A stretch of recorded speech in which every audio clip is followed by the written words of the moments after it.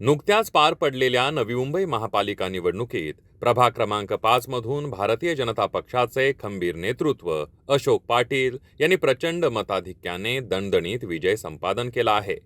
या ऐतिहासिक विजयानंतर केवळ जल्लोषात न रमता नवनिर्वाचित भाजपचे नगरसेवक अशोक पाटील यांनी थेट जनसंपर्काला प्राधान्य देत आपल्या कार्याची सुरुवात केली आहे।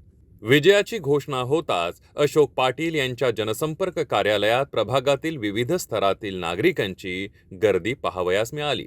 व्यापारी, ज्येष्ठ नागरिक, तरुण मंडळी तसंच महिलांनी उपस्थित राहून त्यांचं अभिनंदन केलं आणि त्यांना भावी वाटचालीसाठी शुभेच्छा दिल्या।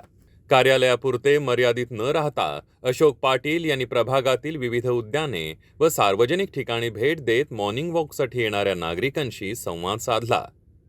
निवडणूक आणि राजकारण बाजूला ठेवून कौटुंबिक जिव्हाळ्याने त्यांनी प्रत्येक नागरिकाचे मनापासून आभार मानले। यावेळी नागरिकांशी संवाद साधताना अशोक पाटील म्हणाले की हा विजय केवळ माझा नसून प्रभाग क्रमांक 5 मधील प्रत्येक सजग नागरिकाचा आणि अहोरात्र मेहनत करणाऱ्या कार्यकर्त्यांचा आहे।